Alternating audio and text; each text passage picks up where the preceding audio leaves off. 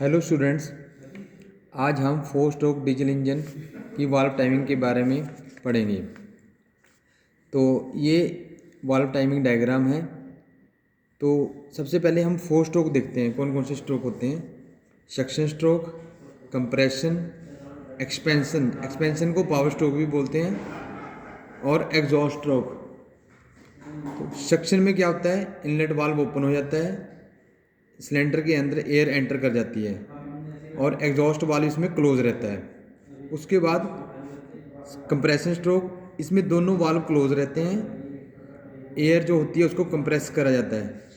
Third stroke है expansion, और उसको पावर स्ट्रोक भी बोलते हैं। इसमें भी दोनों वाल्व बंद रहते हैं और इसमें फ्यूल इग्नाइट हो जाता है। उसके बाद है एग्जॉस्ट स्ट्रोक, इसमें इनलेट वाल्व क्लोज रहता है और एग्जॉस्ट वाल्व ओपन हो जाता है, जिससे बर्नट गैसेस, धुआं वगैरह बाहर निकल जाता है।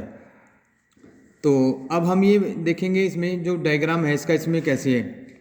देखो, ये एक टॉप डेड सेंटर है, टीडीसी पोजीशन है इसकी, ये बीडीसी पोजीशन है। तो यहाँ से जब हमारा पिस्टन मूव करेगा, जैसे ही टीडीसी से नीचे की तरफ गया तो इनलेट वाल्व क्या होगा, ओपन हो जाएगा।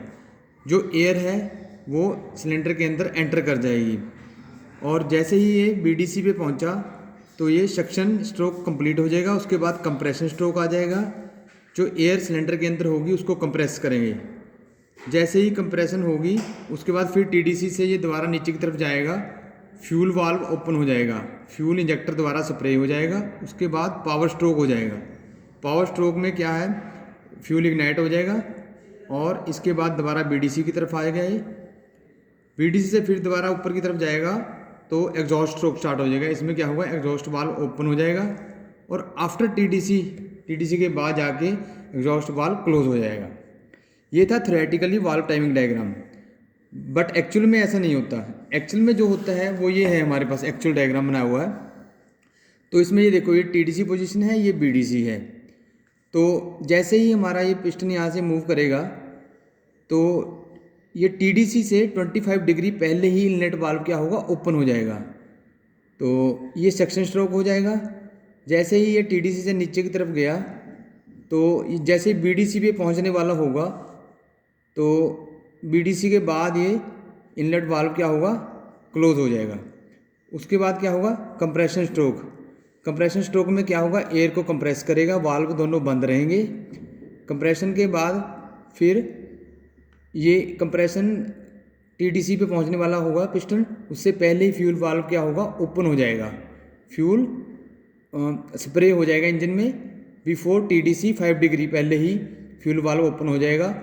और आफ्टर टीडीसी के बाद में नीचे जाते हुए फ्यूल वाल्व क्या होगा, क्लोज हो जाएगा, 25 डिग्री पे क्लोज हो जाएगा। और जैसे ही पिस्टन फिर दोबारा नीचे की तरफ गया तो क्या होगा, पावर स्ट्रोक। पावर स्ट्रोक के बाद जैसे ही ये बीडीसी पे पहुंचने वाला होगा, बीडीसी से 45 डिग्री पहले ही क्या होगा, एग्जॉस्ट वाल्व ओपन हो जाएगा।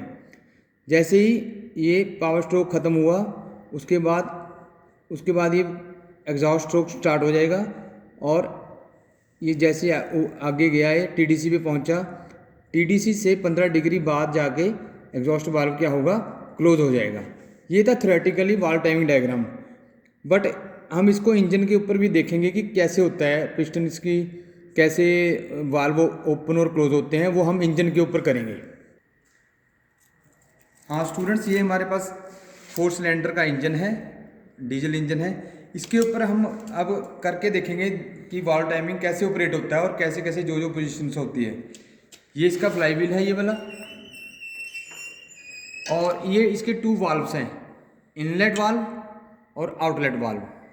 तो सबसे पहले हमने क्या करना है, ये जो फ्लाई व्हील है इसका सरकमफ्रेंस मेजर कर लेना है इसके साथ, मेजरिंग टेप के साथ।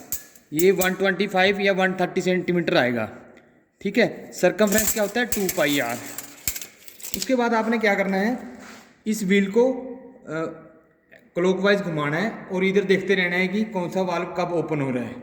चलो अब हम इसको घुमा के देखेंगे। यहाँ से स्टार्ट है, ये इनलेट वाल्व है। देखो जैसे ही मैं रोटेट करूँगा तो इनलेट वाल्व ओपन हो जाएगा, ये ओपन हो गया। जैसे ही हिला तो ये ओपन की पोजीशन हमने यहाँ मार्क कर देनी है। ये इसका सेंटर पॉइंट है, इसको रेफरेंस मान लेना है और यहाँ से चौक के साथ मार्किंग कर देनी है कि इनलेट वाल्व क्या हो गया, ओपन। फिर इसको रोटेट करना है हमने, तो इनलेट वाल्व क्या होगा, क्लोज हो जाएगा। ये देखो, ये इनलेट वाल्व क्या होगा, क्लोज हो गया। तो यहाँ पे हमने क्या करना है, IVC लिख देना है, इनलेट वाल्व क्लोज। फिर दोबारा अब हमने एग्जॉस्ट देखना है। ये कंप्रेशन स्ट्रोक आ गया, इसमें थोड़ा जोर लगता है घुमाने में इसमें। अब ये एग्जॉस्ट देखना है, एग्जॉस्ट ओपन होएगा। ये बच्चे जैसे ही हिल गया, ये दोबारा करके देख लेते हैं हम। ये जैसे ही हिला, एग्जॉस्ट वाल्व ओपन की पोजीशन आपने मार्क कर देनी है। यहाँ पे आपने क्या कर लिखना है, एग्जॉस्ट वाल्व ओपन, EVO। और जैसे ये आपने पोजीशन इसकी, जैसे एग्जॉस्ट वाल्व बंद हुआ तो आपने मार्क कर देना है एग्जॉस्ट वाल्व क्लोज, EVC। अब हमें ये तो मार्किंग कर दी इनलेट वाल्व कब हुआ और कब क्लोज हुआ, कब ओपनिंग, बट हमें top dead centre, top TDC position और BDC नहीं पता। अब जैसे हमने डायग्राम में देखा था थ्योरेटिकली में, उसमें इनलेट वाल्व ओपन हो रहा था TDC से पहले और एग्जॉस्ट वाल्व क्या था, क्लोज था। तो अब हम दोनों का सेंटर पॉइंट TDC मान लेते हैं। ये क्या हो गया, top dead centre, TDC position होगी।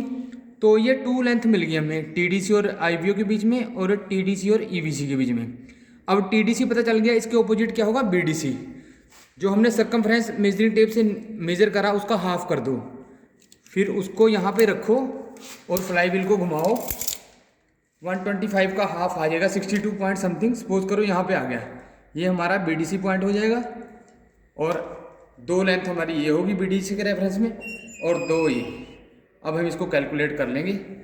Thank you.